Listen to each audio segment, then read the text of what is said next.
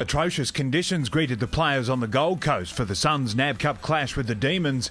It would clear for game time, plenty of expectations on Carmichael Hunt, a new 2-year extension and elevated to the leadership group. But it was another former Brisbane boy who had grabbed the first goal. Let's see the conversion, only a couple of steps. He likes the strike off the boot. And Mitch Clark, welcome to Melbourne. The D's dominating possession early. Nathan Jones would goal immediately after Clark. The Suns having to wait 10 minutes for their first inside 50. Aaron Hall getting his first taste of the big time. And they really need this goal here. And he's done the job required. Gold Coast with their first goal of the night. The conditions would deteriorate and handling became virtually impossible. The bounce of the Sharon favouring the Suns. And this should be Riscatelli to stroll in from the Bock handball. And Gold Coast have got a couple back and it's tightened up. Level pegging at half-time, the footy falling perfectly for Josh Fraser to edge the Suns in front after the break. Quick snap of goal. How about that by Josh? The big ruckman. But the D's would stay in touch through Bartram.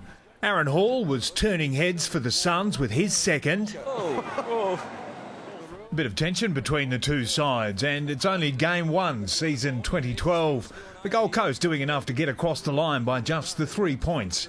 David Murdoch reporting, Big Pond Sport.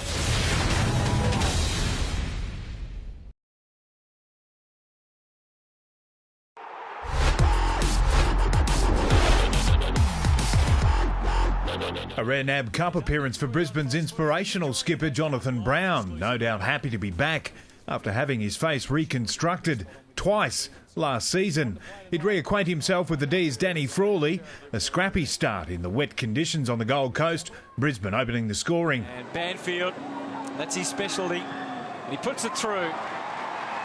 So Brisbane get the opening goal of this match against Melbourne. James Magner would welcome Brown back to competitive footy. The conditions making for a low-scoring contest. Just the 1 goal for the first half.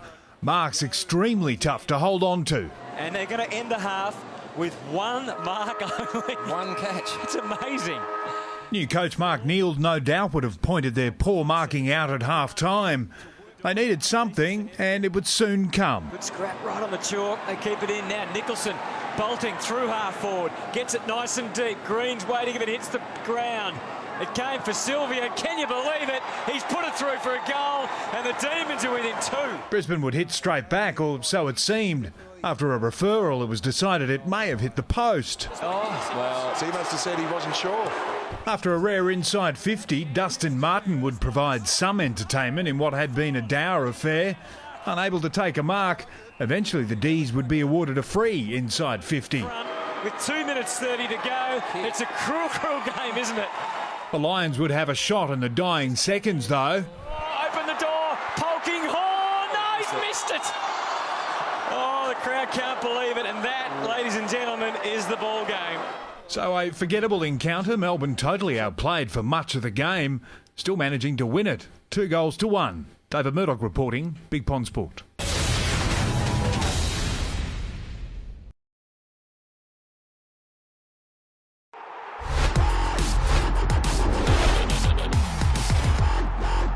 A local derby for the final NAB Cup clash. The heavens opening for the Lions-Suns match-up. Clearly a shortage of umbrellas on the Metricon boundary.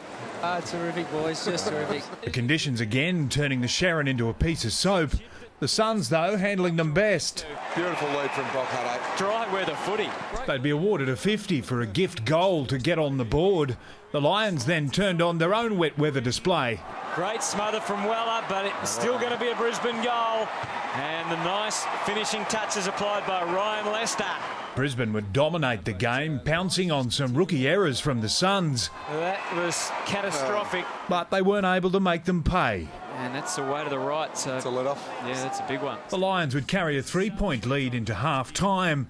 Ryan Harwood taking the opportunity to extend it. Now let's see whether he can kick a goal under pressure. Yes, he can. And maybe Brisbane can salute on the back of that goal. But they'd have to wait a while before thinking of any salutes. Bernal weaves his way through, and he's got it right too. Got the angles, put it through. And Gold Coast aren't finished with yet. Gold Coast would push the Lions right to the finish. Brisbane managing to hold on for a 2-point victory. David Murdoch reporting, Big Pond Sport.